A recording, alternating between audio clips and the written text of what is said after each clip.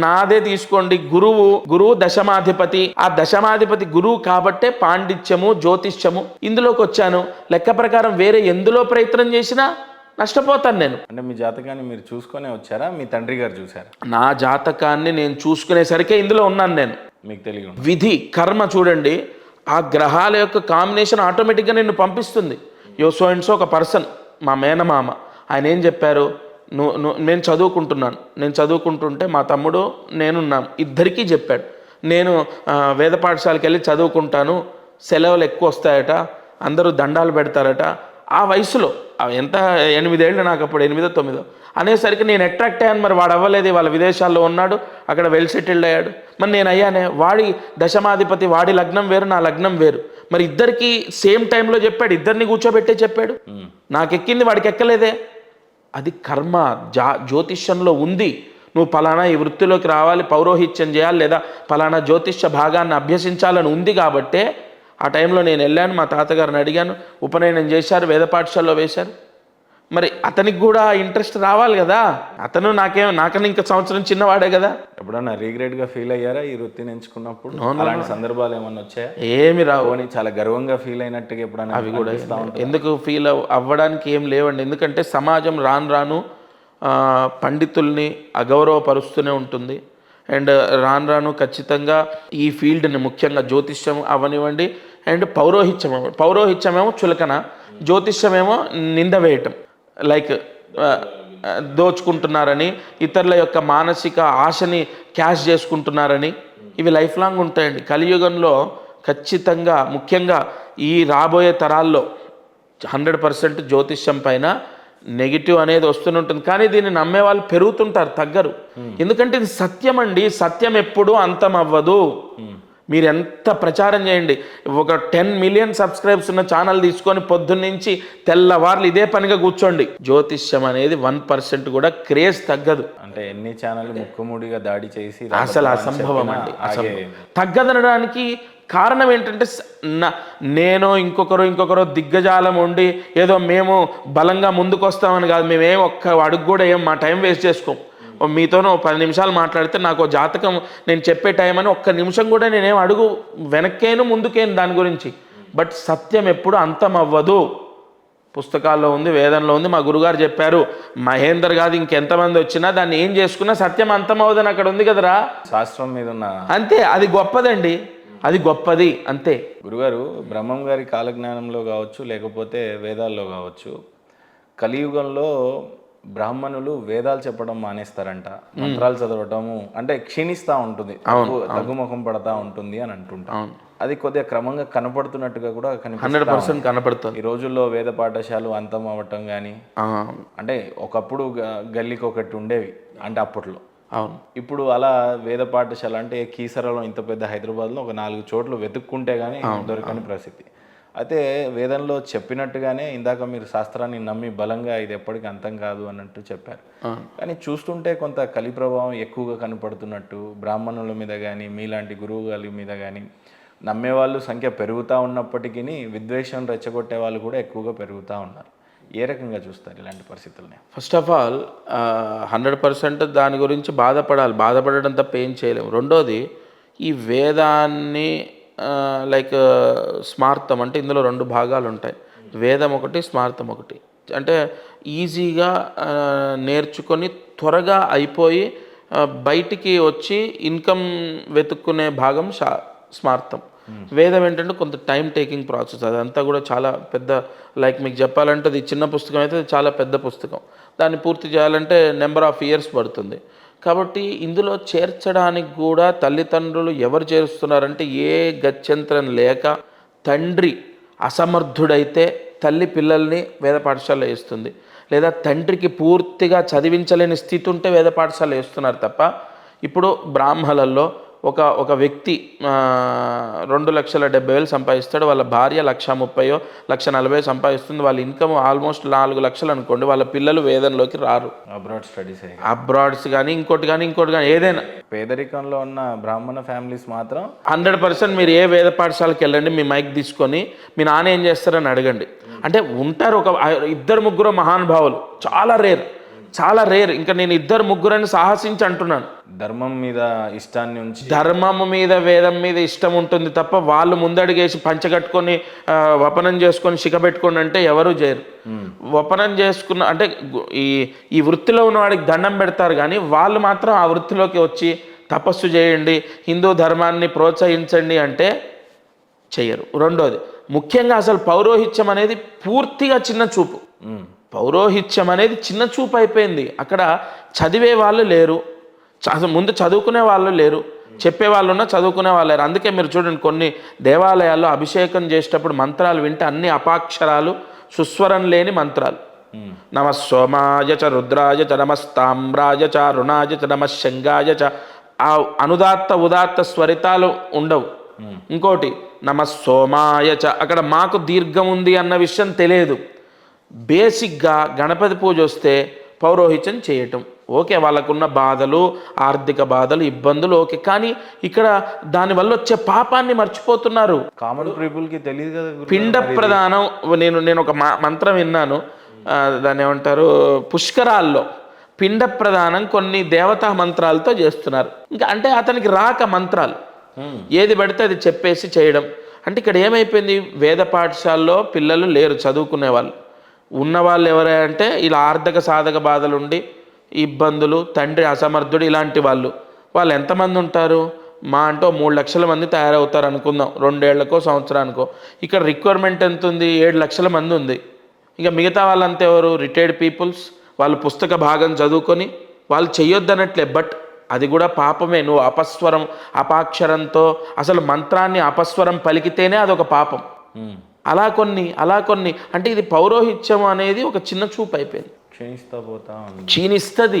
ఇందాక నేనేం చెప్పా, ఇంకా కొన్ని రోజుల పాటు వెళ్తే దీని మీద అంటే లైక్ దుష్ప్రచారం పెరిగిపోతుంది.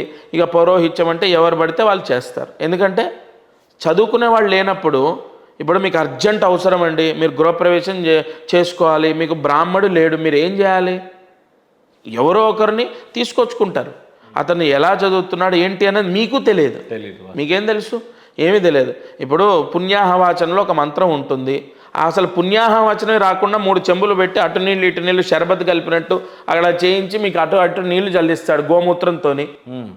అది పాపమే కదా, మీకు తెలియదు. అందులో మీకు 1% మీకు ఉంటుంది, కొంత పాపం ఉంటుంది. ఎలా ఉంటుందంటే, ప్రోడక్ట్ ఎలా అయితే మనం ఎక్స్పైరీ డేట్ చూసి తీసుకుంటామో, ఈ పండితుడు చేయిస్తాడా లేదని కొంత జ్ఞానం లేనందువల్ల మీకు కొంత పాపం అంటుకుంటుంది. అంటే పండితులను ఎలాంటి వాళ్ళని చూస్ చేసుకోవాలనేది కూడా బాధ్యతే, యజమాని బాధ్యత అది. మీ ఇష్టం వచ్చినట్టు ఇప్పుడు సుస్వరంగా మంత్రం లేకుండా, లేదంటే జపం కూడా ఇప్పుడు జపానికి ఉన్న సీక్రెట్ చెప్తాను నేను. జపానికి బ్రాహ్మడు వస్తాడు, కూర్చుంటారు, మిమ్మల్ని పిలుస్తాను, అయ్యా మీకు పెళ్లి కావాలని నన్ను ఆశ్రయించారు. నేనేం చేస్తా, అయ్యో ఈ పెళ్లికి శుక్రగ్రహ దోషం ఉంది, శుక్రగ్రహ జపం చేయాలని చెప్పి మిమ్మల్ని కూర్చోబెట్టి 4 బ్రాహ్మణులను పిలిచి జపం చేయిస్తా. అతని నోట్లో మాల తిప్పుతూ ఉంటాడు, మంత్రం రాదు అనుకుందాం, నేను ఎవరిని విమర్శించట్లే, వాళ్ళ భిక్ష, పండితుల యొక్క భిక్ష నా జీవితం. కానీ యజమానికి న్యాయం చేయాలి కదా. ఇప్పుడు నమ్ముకున్న మహేందర్ నన్ను నమ్ముకున్న నా దగ్గరికి వచ్చి పూజ చేయిస్తుంటే, నేను శుక్రంతే అన్యజ్జతంతే అన్యద్విషరూపే అని సుస్వరంగా శుక్రగ్రహ మంత్రం చదవని వాడిని తీసుకొచ్చి నోట్లో మంత్రం చదువుకుంటూ, ఆ మంత్రం చదువుతున్నాడో లేదో నాకు తెలియక ఆయనకు జపం అయిపోయిందని తీర్థం ఇచ్చేసి పంపించేస్తే, ఆయనకు పెళ్లి కుదరకపోతే వచ్చి లక్ష్మీకాంత్ శర్మ జాతకం చెప్పాడు కానీ ఫలించలేదని నా మీద నిందేస్తే, ఇదంతా ఎక్కడ మొదలైంది? బీజం అక్కడ. ఆ బ్రాహ్మణుడు సుస్వరంగా ముందు జపం చేయాలి. నువ్వు జపం చేసేటప్పుడు వచ్చే కామన్ మ్యాటర్ చెప్తాను, ఈసారి మాత్రం జగన్ ఖచ్చితంగా గెలుస్తాడు, లేదంటే కాదండి నిన్న ఇలా కాదు, కానీ 100% నాకు తెలిసి పవన్ కళ్యాణ్ గారు వచ్చారు కాబట్టి ఇటు తిరిగింది, లేకపోతే అసలు లోకాభిరామాయణం మాట్లాడుతావు తప్ప, నువ్వు 300 రూపాయలు దక్షిణ తీసుకుంటున్నావు లేదా 600 తీసుకుంటున్నావు, నువ్వు యజమానికి నీ బాధ ఏంటి? యజమానికి కావాల్సిన వివాహం నువ్వేం చేయాలి? ఇక్కడ నువ్వేం చేయాలండి? జపంలో నేను అందుకే జపం చేసేటప్పుడు ఫోన్స్ అన్నీ బయట పెట్టిస్తా, ఇవన్నీ బయట పెట్టాలి, బయట పెట్టాల్సిందే, లేకపోతే నువ్వు రావద్దు.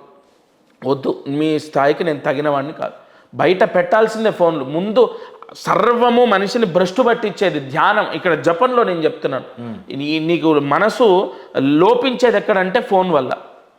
ఎవరో ఫోన్ 11:30కు కార్యక్రమం ఉందట, 11:30కు కుదురుతుందా అని చెప్పి ఇతను జపంలోనే వాయిస్ మెసేజ్ పెడతాడు. చాలా మందిని చూసాను. నీ జపం ఏమైంది? నీకు ఇప్పుడు ఈ రోజు నీకు అన్నం పెట్టేది మహేందర్ కదా, మరి ఆ యజమానికి నువ్వేం న్యాయం చేస్తున్నావు? కాబట్టి ఇది అంతరించిపోతుందండి. నేను ఈ మాట అంతా ఎందుకు తీసుకొచ్చానంటే, బ్రాహ్మణులు గొప్పవాళ్ళు, మహానుభావులు, వాళ్ళు ఈ మాత్రం వాళ్ళు చేస్తున్నారు కాబట్టి, మహా పండితులు సుస్వరంగా న్యాయం చేస్తున్నారు కాబట్టి ఇంకా భూమి కక్ష మారకుండా మనం ఇంత ప్రశాంతంగా ఉన్నాం. కానీ ఇక్కడ ఈ పురోహితం అంతరించిపోవడానికి కూడా పౌరోహితులు కూడా కొంత కారణమే. ఎందుకంటే న్యాయం లేని ఏదైనా సరే రాను అంతరించిపోతుంది. ఏమంటే మీరు కిరాణా షాప్ పెట్టారు, కల్తీ అమ్ముతున్నారు సార్, తెలియదు, 2 ఏళ్ళు తెలియదు, 3 ఏళ్ళు, 4వ సంవత్సరం కుప్పకూలిపోతుంది మీ వ్యాపారం. అలాగే పౌరోహిత్యంలో ఉండి జపాలు చేస్తాము, లేదంటే లైక్ ఇంకోటి పితృకర్మలు, ఎన్ని దుర్మార్గాలు. పితృకర్మ అంటే అది ఒక గొప్ప కర్మ. భోక్త చేసేటప్పుడు ఛాయ్ తాగి కాఫీ తాగి ఆరోగ్యం షుగర్ ఉంది, ఛాయ్ కాఫీ తాగా ఓకే. టిఫిన్ చేసి భోక్తకు కూర్చుంటే అది మహా పాపం అండి. టిఫిన్ చేసి భోక్తకు కూర్చొని నీ 250, 400, 1000 రూపాయలు తీసుకొని నువ్వు వెళ్ళిపోతున్నావు. బట్ దీనివల్ల నీ కొడుకు ఎలా ఉన్నాడు, నీ బిడ్డ ఎలా ఉంది, వాళ్ళ గురించి ఎప్పుడైనా ఆలోచించావు? నువ్వు చేసే వృత్తికి న్యాయం చేయకపోతే పిల్లలకు తాకుతుంది తెలుసా. వాళ్ళు చెడు అలవాట్లు నేర్చుకోవడమో, ఎదురు మాట్లాడటమో, ఉద్యోగం లేక, పెళ్లి కాక, ఎలాగంటే ఒక బడ్డు బైరాలాగా అలా ఉండిపోతారు ఇంటి మీద. ఎక్కడి నుంచి వస్తుంది ఆ పాపం? రోజు నువ్వు 1000 రూపాయలు మోసుకొచ్చి ఇంట్లో పెడుతున్నావు ఆ పాపాన్ని, అది పెరిగి పిల్లల మీద పడుతుంది. అందుకే నేనేమంటున్నానంటే, ఈ పౌరోహిత్యం అంతరించిపోవడానికి అన్నిటికీ అంటే అంతరించిపోవడం కొంత కలి ప్రభావము, సమాజం యొక్క ప్రభావం ఉంటుంది. ఇటువంటివి కూడా ఉండకూడదు అంటున్నాను. వీటి ప్రభావం కూడా పడుతుంది, తప్పకుండా పడుతుంది, నో డౌట్. ఎలాగో ఇంత శాస్త్రం చెప్పారు కాబట్టి గురుగారు, ఈ 2025 వచ్చినప్పుడు స్టార్టింగ్లోనే అమెరికా నుంచి ఒక స్టోరీ ఎవ్రీ టైం బయలుదేరుతూనే ఉంటుంది. 2012లో అంతమైపోయిందని చెప్పారు, 2020 అంతమైపోతుంది అన్నారు. ఇప్పుడు కొత్తగా 2025 కొంత చాలా కష్టంగా ఉంటుందని భయపెడతా ఉన్నారు. ఇప్పుడు వస్తున్నటువంటి షష్టగ్రహ కూటమి గురించి చాలా ఎక్కువగా మాట్లాడుతూ ఉన్నాయి అన్ని ఛానల్స్. అవునండి. దీని మీద మీరు చేసినటువంటి అధ్యయనాలు ఏంటి? యాక్చువల్లీ ఒక్కటండి, ఫస్ట్ ఆఫ్ ఆల్ ఈ ప్రతి సంవత్సరం ఇది కుప్పగూలిపోతుంది లేదా సునామీ వస్తుంది. అసలు మనకు మహర్షులు ఆల్రెడీ ఇన్ని సంవత్సరాలు కలియుగం యొక్క ఆయుష్ను రాసేశారు. 4,20,000. అది జరగంది, ఇదేం కుప్ప కూలిపోదు. అయితే ఏమవుతుందంటే మన కలుషితం వల్ల అన్నీ చచ్చిపోతూ మనం జనాభా తగ్గిపోతుందేమో తప్ప కలియుగం ఏమో అంతం అవ్వదండి. ఆల్రెడీ ఆయన రాసుకొని వచ్చాడు, కలిపురుషులు రాసుకొని వచ్చాడు. మన వల్ల చేయగలిగేది ఏంటంటే ఈ ప్రకృతిని డిస్టర్బ్ చేయొద్దు, కలుషితం చేయొద్దు, వీటిని మనం డిసిప్లిన్గా ఉంటే చాలు. ఫస్ట్ ఆఫ్ ఆల్ ఈ రేపు నెక్స్ట్ ఇయర్ 2012లో 12 అన్ని 12s వచ్చాయి, సునామీ వస్తుంది, భూమి అంతమవ్వడం అనేది జరగదు. ఫస్ట్ ఆఫ్ ఆల్ మానవాళి అంతమవుతారు, భూమికి ఏం కాదు, అదే సేమ్ తిరుగుతూ ఉంటుంది, మళ్ళీ సూర్యుడు చుట్టూ తిరుగుతుంటుంది, మళ్ళీ కొత్త, ఇవన్నీ కామన్, ఎక్కడికి పోవు. కలియుగం అయిపోతుంది, మళ్ళీ ఇంకో యుగం వస్తుంది, మానవాళి అంతమవుతారు అంతే. రెండోది, ఎటువంటి ప్రతి సంవత్సరం ఇంకా 10 ఏళ్ళు కాదు, ఇంకా 100 ఏళ్ళు కాదు, ఇంకా 1000 ఏళ్ళు అయినా ఇది ఉంటుంది. ఇక పాయింట్కి వస్తే ఈ షష్టగ్రహ కూటమి ఏమండి, ఎప్పుడైనా సరే ఒక రాశి. షష్టగ్రహ కూటమి అంటే ఏంటి? షష్టగ్రహ కూటమి అంటే 6 గ్రహాలు ఒక రాశిలో కలవడం. ఎప్పుడైనా సరే గుర్తుపెట్టుకోండి. రాశిలో కలవడం అంటే ఎలా అంటే, ఇప్పుడు రవి 30 రోజులకు ఒక రాశి మారుతుంటాడు, చంద్రుడు రోజున్నరకు 2 రోజులకు 2.5 రోజులకు మారుతూ ఉంటాడు, లేదు శుక్రుడు, కుజుడు, బుధుడు, ఈ గ్రహాలు శుక్ర బుధులు 45 రోజులకు అలా మారుతూ ఉంటారు. కుజ స్తంభనం అయినప్పుడు 3 నెలలు 6 నెలలు ఉంటాడు, లేదంటే మళ్ళీ నెలకు 2 నెలలకు అలా మారుతూ ఉంటాడు. అలాగే గురువు సంవత్సరం, రాహుకేతులు సంవత్సరంన్నర, శని 2.5 ఏళ్ళు, ఇలా రాశులు మారుతూ ఉంటాయి. మారుతున్నప్పుడు ఆ గ్రహాల యొక్క పాపపుణ్యాలు ఆ గ్రహ రాశిలు అంటే ఆ గ్రహాల యొక్క ఫలితాలు, అవి పాపపుణ్యాలు అంటే యోగ అవయోగాలు ఆ రాశి వారిపైన చూపిస్తాయి, వాళ్ళు అనుభవించవలసిందే. ఓకేనా. రెండోది, ఇక్కడ ఈ షష్టగ్రహ కూటమి అంటే 6 గ్రహాలు ఒక రాశిలోకి వస్తున్నాయి, అది పాయింట్. అయితే ఇక్కడ విషయం ఏంటంటే, ఈ జ్యోతిష శాస్త్రంలో ఉన్నటువంటి ఇక సమాధానం ఏంటంటే, ఏ రాశిలోనైనా ఎక్కువ గ్రహాలు కలవకూడదు, కలిస్తే ఆ యొక్క స్థానాన్ని భంగం చేస్తాయి. ఓకేనా. ఇక్కడ మనకు మీన రాశిలో ఏదైనా ఉదాహరణ తీసుకొని చెప్పరా?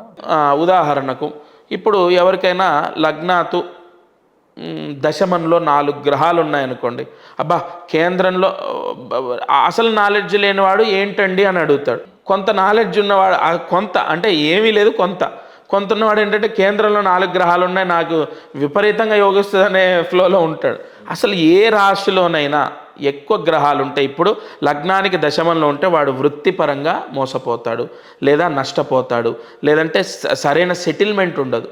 లేదా సప్తమంలో ఉన్నారు, 2 పెళ్ళిళ్ళు అవ్వడం, లేదా పెళ్ళి అవుతుంది, భార్య దగ్గర పర్ఫెక్ట్ ఉంటాడు, బట్ బయట చేసే పనులు అతను చేస్తూనే ఉంటాడు. ఇంకొక అదే రాశిలో శత్రువులు ఉంటే, అంటే ఉదాహరణకు శనితో రవి ఉన్నాడు, లేదా శుక్రుడితో రవి ఉన్నాడు, అప్పుడు ఏమవుతుందంటే ఇతను రెడ్ హ్యాండెడ్గా భార్యకు దొరకడం లేదు. ఉదాహరణ ఏదో తప్పు చేస్తూ సప్తమం ఒక్క భార్య విషయమే కాకుండా ఆపోజిట్ పర్సన్ అంటే ఒక దొంగతనం చేస్తూ పార్ట్నర్కి దొరికిపోవడం, ఇలా ఆ స్థానంలో గ్రహాలు ఎక్కువగా ఉన్నప్పుడు ఆ స్థానాన్ని భంగం చేస్తాయి. అంటే లైక్ పుత్రుడు, ఒక పిల్లల విషయంలో తీసుకోండి, పంచమంలో గురువు ఉన్నాడు అనుకోండి, సంతానం లేని వాళ్ళు ఉన్నారు, ఆలస్య సంతానం ఉన్నారు, దత్తత తీసుకున్న వాళ్ళు ఉన్నారు. అంటే కారకో భావనాశయ, పుత్రకారకుడు సంతానకారకుడు గురువు పంచమంలో ఉండకూడదు. అలా ఇక్కడ ఏమైపోయింది, 6 గ్రహాలు రావడం కొంత ఎఫెక్ట్ అనే ఎప్పటి నుంచి ఎప్పటి వరకు ఏమన్నా కాలమాన పరిస్థితి? 29 మార్చు 6 గ్రహాలు కలుస్తాయి. అంటే ఇప్పుడు నెక్స్ట్ రాబోయే రోజుల్లో. తర్వాత ఏప్రిల్ ఎంతకాలం? అదే చెప్తున్నాను, అది 3 రోజుల్లోపే ఒక గ్రహం వెళ్ళిపోతుంది, అక్కడి నుంచి డిలీట్ అయిపోతుంది. 5 ఉంటాయి, ఆ 5 సుమారుగా ఒక 20 రోజులు ఉంటాయి. మళ్ళీ అక్కడి నుంచి ఇంకో గ్రహం వెళ్ళిపోతుంది. తర్వాత ఒక నెల 2 నెలలు, ఓవరాల్గా అన్నీ మనం క్యాలిక్యులేట్ చేసుకుంటూ ఒక 3 నుంచి 4 నెలలు ఓకే ఎక్కువగా. తర్వాత దానికి డివైడ్ అయిపోతాయి. ఏంటి ఈ గృహ కూటమి వల్ల మానవాళి పైన ఎలాంటి ప్రభావం చూపుతాయని దీని అర్థమా, లేకపోతే ఏ రకంగా దీన్ని అర్థం చేసుకోవాలి అసలు? ఫస్ట్ ఆఫ్ ఆల్ షష్టగ్రహ కూటమి వలన మనుష్యులకు సమస్య వస్తుందా అంటే వారి జాతకంలో మీనరాశి ఏ స్థానం అయిందనేది తీసుకోవాలి. అది దశమ స్థానమా, లేదా చంద్రాతు మీనరాశి ఎక్కడుంది, లేదా లగ్నాతు మీనరాశి ఎక్కడుంది, ఒకటి పాయింట్ నెంబర్ 1. నెంబర్ 2, అసలు వీళ్ళ రాశి నుంచి అంటే అదే చంద్రాతు ఈ సపోజ్ చంద్రస్థానం నుంచి ఒక 7వ స్థానం అనుకుందాం, 7వ స్థానంలోకి ఇన్ని గ్రహాలు వస్తున్నాయి అన్నప్పుడు అక్కడ ఏం చేయాలి, వైవాహిక పరంగా సమస్యలు రాకుండా జాగ్రత్త తీసుకోవాలి. లేదా వివాహం అవ్వటము, లేదా వివాహము అవ్వకుండా బ్రేక్ అయిపోవడం, ఇలాంటివి జరుగుతూ ఉంటాయి. అయితే ఇంకోటి అత్యంత ప్రమాదము అనడానికి లేదు, ఎందుకంటే వ్యక్తిగత జాతకానికి కాలక్రమేణా జరిగేటటువంటి అనార్థాలకు సమస్య ఉండదు. ఇప్పుడు రాష్ట్రానికి అప్పు వచ్చిందండి, అప్పు వస్తే అందరం బాధితులమే, అందరం కట్టాలి, తప్పదు, నో డౌట్ ఎట్ ఆల్. అందులో ఇవాళ కాకపోయినా ఇంకో 10 ఏళ్లకైనా ఖచ్చితంగా ప్రతి రూపాయితో సహా మనం కట్టవలసిందే, అది ఓకే. అలాంటిదే ఈ షష్టగ్రహ కూటమి కూడా. ఇక్కడ మీనరాశిలో జలరాశిలోకి వచ్చాయి కాబట్టి అందులో బుధుడు నీచలో ఉన్నాడు, రేవతి నక్షత్రంలో ఉగాది వస్తుంది. తద్వారా ఏమవుతుందంటే ఎక్కువగా ప్రభుత్వం పైన అపకీర్తి వచ్చే అవకాశం ఉంటుంది. ప్రభుత్వం పైన అపకీర్తి, ఎందుకంటే రాజే ఇక్కడ భంగమయ్యాడు, ప్రభుత్వం పైన అపకీర్తి రావడం. రెండోది, ఇక్కడ ఇంకొక విషయాన్ని మనం మాట్లాడుకున్నట్లయితే జలరాశిలో ఉండడం ద్వారా ప్రకృతి సంబంధితమైన విపత్తులు 25లో ఉంటాయి. అందరు సహజంగా ఇదే చెప్తా ఉన్నారు, ఎందుకలా గురుగారు? ప్రకృతిపరమైన ఎందుకంటే అండి, గతాన్ని ఎప్పుడు కూడా ఏ జ్యోతిష్కుడైనా బ్రహ్మజ్ఞాని ఏం కాదు, నేనైతే కాదండి, మహానుభావులు ఉన్నారు. అయితే ఇక్కడ ఎవరైనా సరే ఏది క్యాలిక్యులేట్ చేసుకుంటారంటే గతంలో జరిగినటువంటి వాటిని క్యాలిక్యులేట్, గతంలో షష్టగ్రహ కూటం వచ్చినప్పుడు ఏం జరిగింది, గతంలో పంచగ్రహ కూటం వస్తే ఏం జరిగింది, ఇవి కంపల్సరీ క్యాలిక్యులేట్ చేస్తారు. గతంలో వచ్చినప్పుడు గతంలో పంచగ్రహాలు కలిశాయి, పంచగ్రహాలు కలిసినప్పుడు మనకు కరోనా వచ్చింది. ఎగ్జాక్ట్ కలిసిన రోజే తొలి కరోనా కేసు బయటపడింది. ఓకేనా. కరోనా అనేది మనకు చాలా ఎంత డ్యామేజ్ చేసిందో మనకు తెలుసు, కానీ అంత స్థాయిలో డ్యామేజ్ అవుతుంది అని మనం భయభ్రాంతులకు అవ్వద్దు, ఎందుకంటే దానికి మించిన డ్యామేజ్ ఇంకా ఉండదు, ఎందుకంటే అంత డ్యామేజ్ జరిగింది. ఇంకోటి, ఎటువంటి డ్యామేజ్ అయినా సరిదిద్దుకునే శక్తిని మనం సృష్టించుకున్నాం. భగవంతుడు సృష్టి చేస్తే సృష్టికి ప్రతి సృష్టి మానవుడు చేశాడు ఇవాళ. కాబట్టి అసలు భయపడాల్సిన అవసరం ఏంటి? ఇల్లు కూలిపోతే 6 నెలల్లో మళ్ళీ ఇల్లు కట్టుకునే అన్ని పరికరాలు మన దగ్గర ఉన్నాయి. ఆ బలం ఉంది. అసలు అన్నం లేని చోటు ఉంటే నువ్వు అన్నం కింద పడితే అమ్మో అనుకోవచ్చు. కాబట్టి ఇక్కడ మనం భయపడాల్సిన అవసరం లేదు. ప్రకృతి సంబంధిత విపత్తులు వస్తున్నాయి, దాన్ని ఎలా ఆపుతావు? ఎలా ఆపాలి? మళ్ళీ ఇందాక నేను చెప్పినట్టు తపస్సు చేయాలి. తపస్సు చేసేవాళ్ళు ఏరి సరిపోదు, ఈ తపస్సు సరిపోదు. 100 కిలోలు బరువు నా నెత్తినేస్తే నా స్టామినా సరిపోదు ఆ 100 కిలోలు మోయడానికి. కాబట్టి ఈ అంటే పాపత్వం అనేది అక్కడ సృష్టింపబడుతోంది 6 గ్రహాలు కలిసి.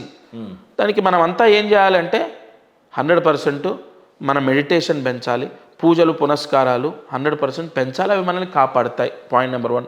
రెండోది, వ్యక్తిగత జాతకానికి దాన్ని ఆమోదించకూడదు. మీనరాశిలోకి వస్తున్నది, మీనరాశి వాళ్ళు సర్వనాశనం అయిపోతారు, మీనరాశి వాడికి మొత్తం ఇక వాడు రోడ్డు మీదకి రావడం ఖాయం, అలా మాట్లాడకూడదు.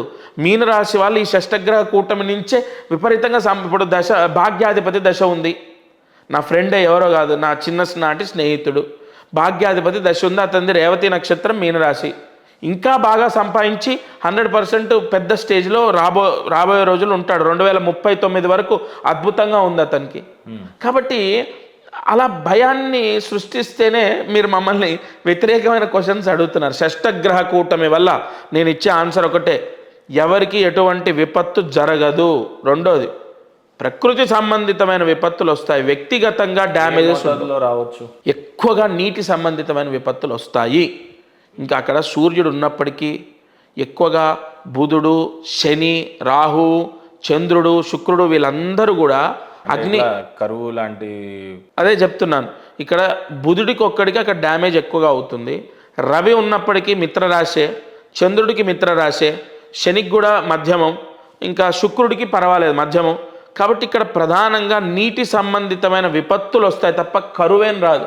నీళ్లు లేక ఇబ్బందులు ఏం పడరు. అగ్ని సంబంధితమైన ప్రమాదాలు ఏం ఎక్కువగా ఉండవు. లాస్ట్ ఇయర్ 23-24 తీసుకుంటే అగ్ని సంబంధితమైన ప్రమాదాలు చాలా జరిగాయి.